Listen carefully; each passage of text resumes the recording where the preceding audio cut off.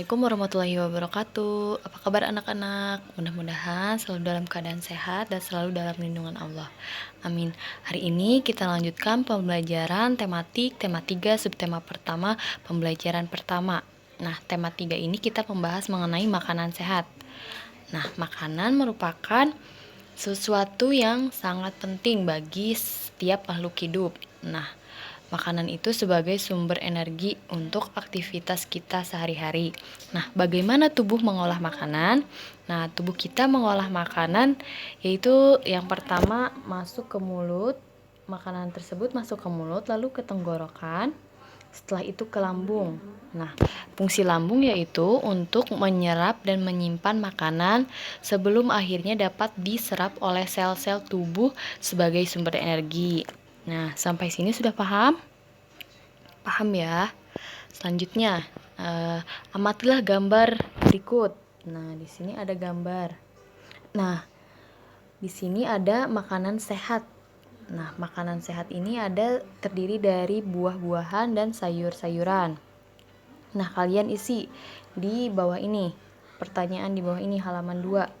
Sebutkan contoh-contoh makanan yang menurutmu sehat. Nah, kalian tulis di sini. Yang menurut kalian sehat. Nah, yang kedua, apakah kriteria dari makanan sehat tersebut? Nah, kalian isi kriteria dapat dikatakan makanan sehat itu seperti apa. Nah, kalian tulis. Nah, tulis di buku paketnya aja ya. Nah, selanjutnya di sini ada percakapan antara Dayu, Edo, dan Siti. Nah, makanan sehat baik untuk tubuh kita. Tubuh manusia mengolah makanan menjadi nutrisi yang bermanfaat bagi kesehatan dan pertumbuhan tubuh. Untuk lebih jelasnya, bacalah dialog di bawah ini dengan seksama. Dayu, wah, sedapnya sarapanku hari ini. Edo, sarapan apa kamu pagi ini, Dayu? Kalau aku seperti biasa, nasi, sayur, dan telur mata sapi sudah cukup. Nah, jawab Dayu, ibuku membuat bubur ayam istimewa, Edo. Nah, Siti, aduh, semuanya terdengar enak untukku, sekalipun hanya nasi, sayur, dan telur mata sapi. Apalagi kalau bubur ayam istimewa. Bersyukurlah kita dikaruniai sistem pencernaan, teman-teman. Dengan begitu, makanan yang kita makan dapat membawa manfaat untuk tubuh kita. Nah, Dayu, betul juga ya. Apa sebenarnya manfaat sistem pencernaan itu, Siti? Jawab Siti, sistem pencernaan merupakan organ yang dapat ditemui pada manusia dan hewan. Sistem pencernaan berfungsi untuk memperhalus makanan sehingga menghasilkan nutrisi yang dapat diserap oleh tubuh. Dengan adanya nutrisi tersebut, maka manusia dan hewan dapat tumbuh dan berkembang dengan baik. Jika makanan yang dikonsumsi itu sehat dan bergizi tinggi, maka manusia dan hewan yang mengkonsumsinya akan tumbuh dengan sehat. Nah, jawab Edo. Aku pernah melihat iklan tentang bubur ayam dengan beras organik. Dalam iklan tersebut terdapat kalimat yang mengajak orang untuk memakan bubur organik itu. Jawab Dayu, wah, kedengarannya menarik. Ya Edo, kapan-kapan kita makan bubur ayam di tempat itu. Yuk, pastinya lebih sehat karena berasnya organik. Nah, makanan sehat penting bagi tubuh kita. Oleh karena itu, banyak iklan yang dapat kita temui di tempat-tempat umum yang mengetengahkan tentang makanan sehat. Iklan memang dimaksudkan untuk mempromosikan sesuatu kepada para pembaca. Coba kamu amati iklan-iklan berikut dengan seksama. Nah, terkadang kita melihat iklan-iklan mengenai makanan-makanan sehat yang sering kita jumpai, misalnya di TV atau di poster-poster yang ada di jalanan. Nah, itu juga termasuk iklan-iklan atau untuk promosi makanan tersebut. Nah, di sini Ibu akan menjelaskan mengenai pengertian iklan. Nah, iklan adalah merupakan sesuatu pesan tentang keunggulan suatu produk atau jasa yang dibuat seseorang atau perusahaan dan ditunjukkan kepada masyarakat. Nah, iklan disajikan secara menarik dengan kata kunci dan gambar sesuai tujuan iklan. Nah, tujuan iklan di samping agar masyarakat mampu mengkonsumsi buah dan sayur demi kesehatan pencernaan. Nah, di sini ada iklan layanan masyarakat. Nah, di sini ada iklan layanan masyarakat, di sini ada gambar yang menarik, lalu di sini ada kata-kata. Mari jaga kesehatan pencernaanmu dengan mengkonsumsi buah dan sayur. Nah, di sini disisipkan keterangan gambar dan sayur-sayurannya. Nah, ini adalah contoh iklan layanan masyarakat. Nah, di sini juga ada contoh lainnya. Nah, di sini ada makanan sehat dan bergizi. Nah, yang kedua ada memanfaatkan makanan sehat dan bergizi penting untuk pertumbuhan otak anak. Nah, selanjutnya cintai jantung Anda, konsumsi sayur dan buah segar. Nah, kalimat-kalimat yang umumnya dipergunakan oleh bahasa iklan adalah kalimat yang menarik atau kalimat yang mengajak pembaca untuk mengikuti apa yang ditulis atau disarankan oleh pembuat iklan. Nah, amatilah iklan yang di atas dengan seksama. Tuliskan apa yang kamu lihat dalam iklan media cetak tersebut. Nah, di sini ada tabel. Ada nomor 1, nomor 2, nomor 3. Gambar 1, 2, dan 3. Nah, gambar. Tulis yang kulihat. Nah, kalian di gambar pertama itu kalian melihat apa? Tulis. Yang kedua juga apa? Yang ketiga apa? Nah, di setiap iklan tentunya terdapat kalimat-kalimat yang menarik untuk mengajak pembaca untuk mengikuti apa yang telah disarankan. Nah, seperti itu. Selanjutnya kita ke penyempurnaan makanan sehat adalah susu. Nah, kita sering dengar ya, 4 sehat 5 sempurna. Ada sayur, ada buah-buahan, ada protein, ada ikan sebagai protein atau daging, ada nasi sebagai karbohidrat, dan ada susu sebagai penyempurna. Nah, seperti kita ketahui, susu umumnya diperoleh dari sapi. Apa yang dimakan oleh sapi sehingga dapat menghasilkan susu? Nah, untuk menghasilkan susu, jenis makanan apa yang bisa dikonsumsi? Bagaimana aku mencernanya?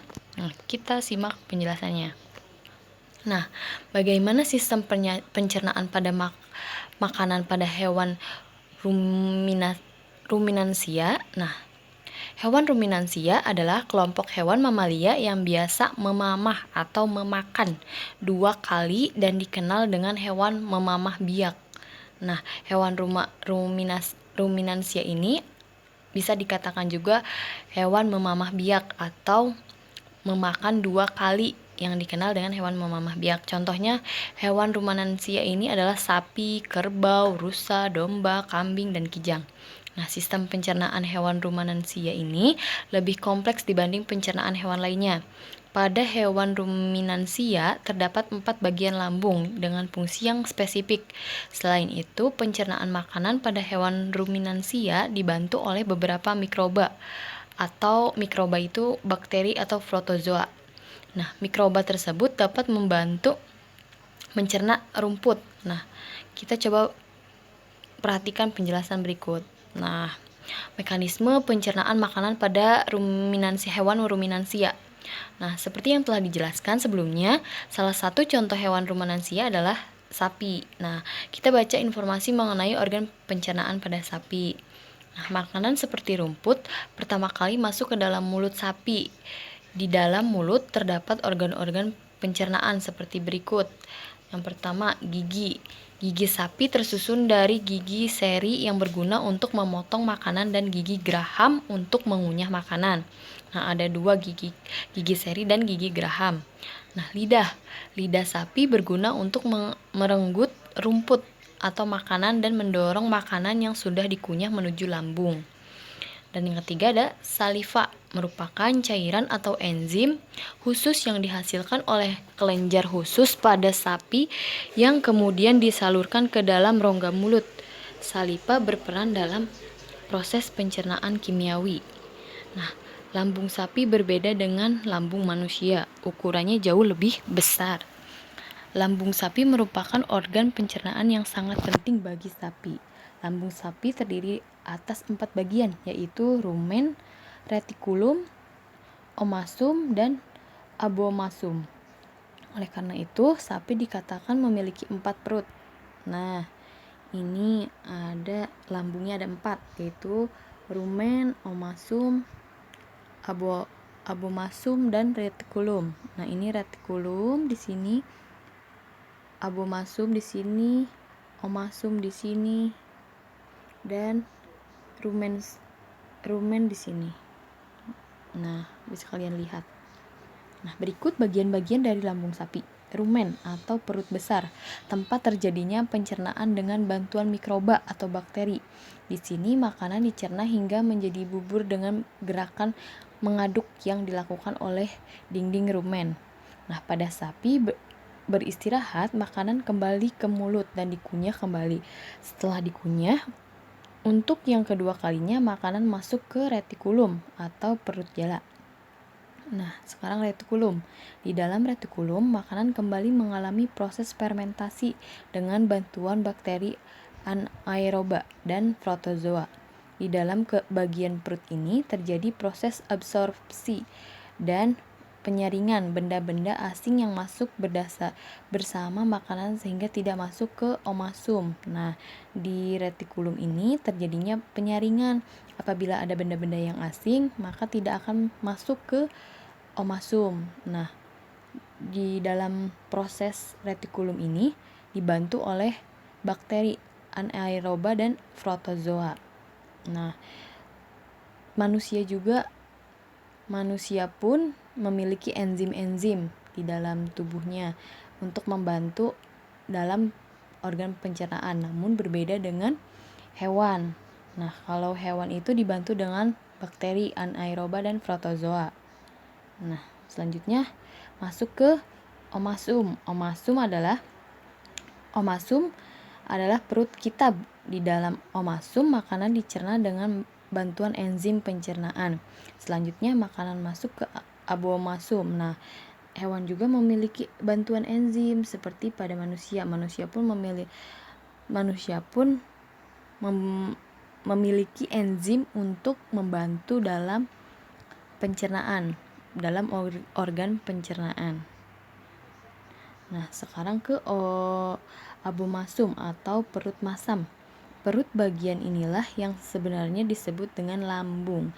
Di sini makanan dicerna dengan bantuan enzim pencernaan pepsin yang dihasilkan oleh abomasum. Nah, di sini yang disebut dengan lambung.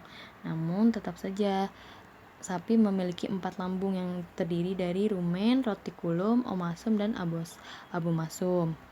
Nah, di abomasum ini makanan dicerna dengan bantuan enzim pencernaan yang dihasilkan oleh abomasum. Nah,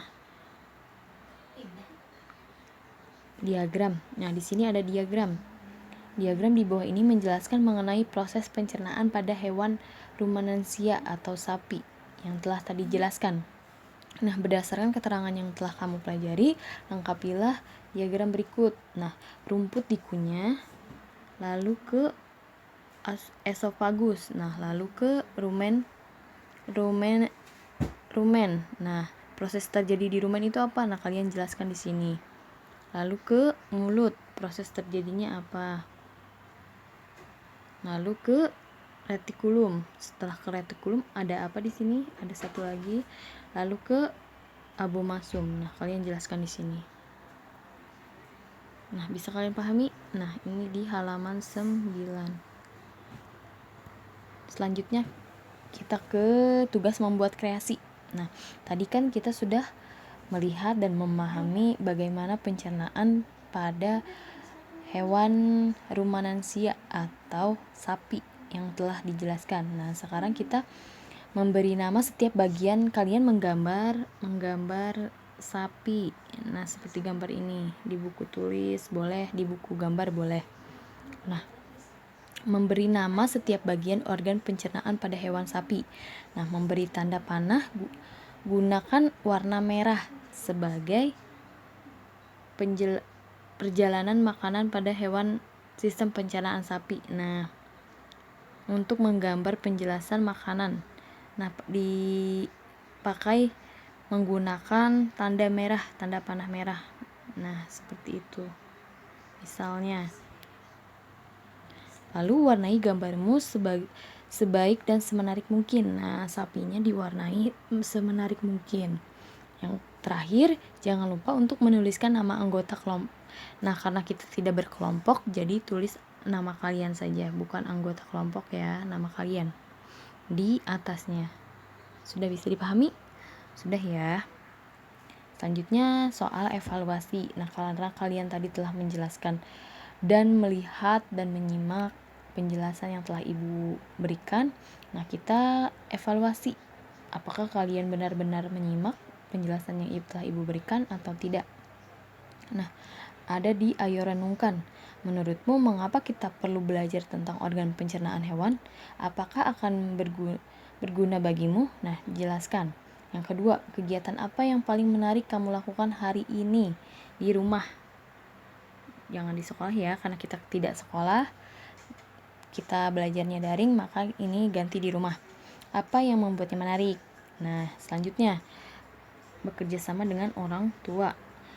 Bersama dengan orang tua, carilah informasi tentang organ pencernaan hewan selain sapi. Nah, tadi kan Ibu sudah menjelaskan organ pencernaan pada sapi. Nah, kalian bersama orang tua mencari organ pencernaan pada hewan lainnya. Misal mau kambing, misalnya mau ayam, boleh terserah. Apakah menurutmu organ pencernaan sapi akan berbeda dengan organ pencernaan burung? Nah, kalian jelaskan. Apakah organ pencernaan sapi dan burung itu berbeda? Apa sama? Nah, kalian jelaskan. Tulis dan gambarkan informasi yang kamu peroleh dalam buku latihanmu. Nah, ini boleh digambar. Ini boleh dalam bentuk gambar atau tulisan atau juga boleh bagan. Misalnya mau dibikin kotak-kotak. Nah, seperti itu. Boleh. Nah, sekian pembelajaran yang dapat Ibu sampaikan untuk hari ini. Kurang lebihnya Ibu mohon maaf apabila ada yang tidak dipahami atau kurang mengerti mengenai penjelasan atau pertanyaan atau soal-soal yang Ibu berikan. Boleh tanya langsung pada Ibu. Ibu tutup pembelajaran hari ini. Mudah-mudahan yang Ibu sampaikan dapat diterima dengan baik dan dapat dipahami. Ditutup, wabillahi taufiq wal hidayah. Wassalamualaikum warahmatullahi wabarakatuh.